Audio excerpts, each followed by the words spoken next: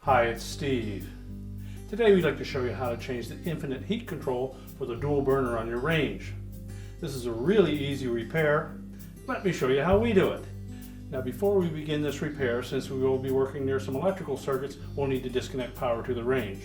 We're also going to want to pull it far enough forward that we can access the back panel, so you may just wish to pull it forward and then unplug it.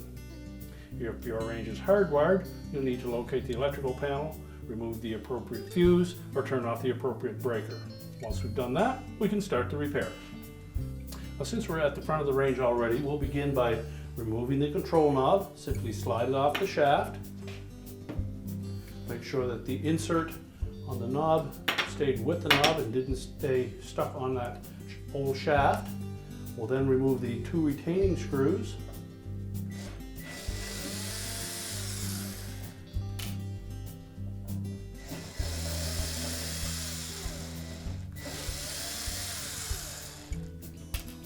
And then we'll pull the range far enough forward where we can get at the back of it and remove the access panel.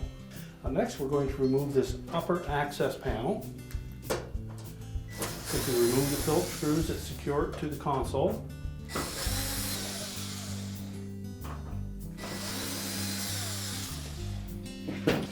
Tilt it forward at the top, lift it up on the bottom, and we'll just set that aside. Now we'll locate the existing control. We can just pull that through the opening, and we'll take note of the location of the wires. You may wish to take a picture of that with your mobile device. And on the back of this control, all of those terminals are numbered or lettered. We need to make sure that we attach the wires to the appropriate terminals on the new control, as it is probably slightly different in its layout. Now, probably the best method for changing the wires from your old control to your new one is to remove them one by one, and as you remove one, attach it to the new control. So we'll start in the upper left-hand corner. That terminal is marked number 2. We'll need to pry off the old terminal or pull it off with a pair of needle nose pliers.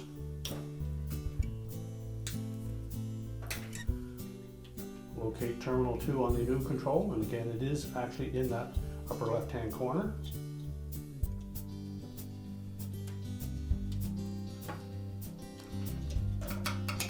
And we'll just continue to do that. Next one we're going to remove is actually labeled number 4.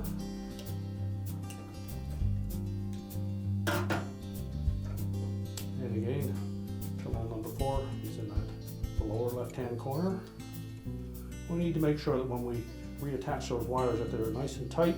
If not, you'll want to crimp those terminals with your pliers. The next one we're removing is labeled 4A.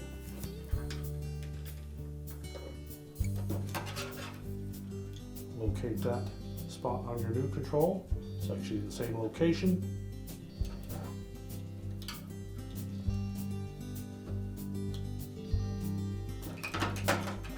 The next terminal is terminal S2.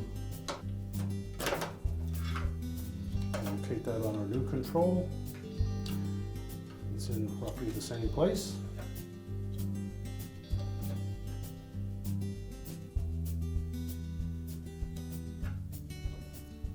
Next one we'll remove is labeled P2.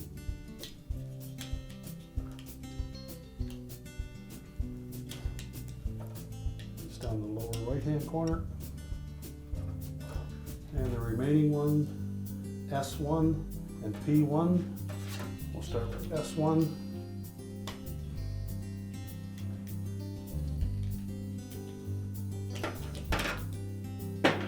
P1, we can discard the old control.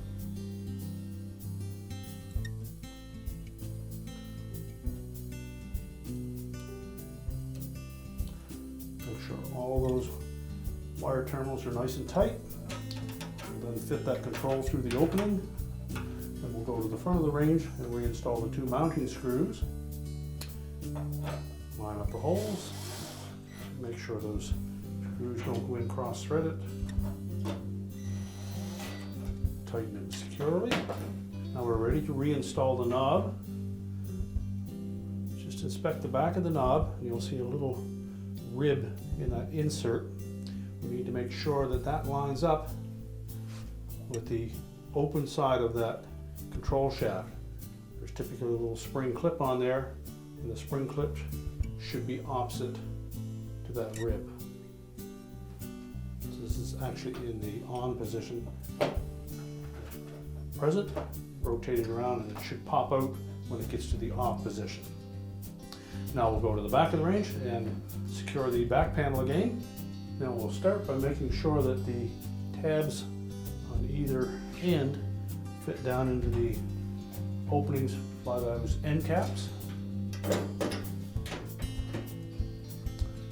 And then just rotate it up into place.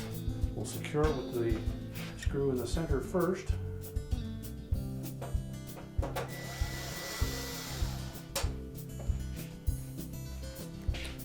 And then ensure that the ones on the edges line up. We'll just go ahead and replace them all.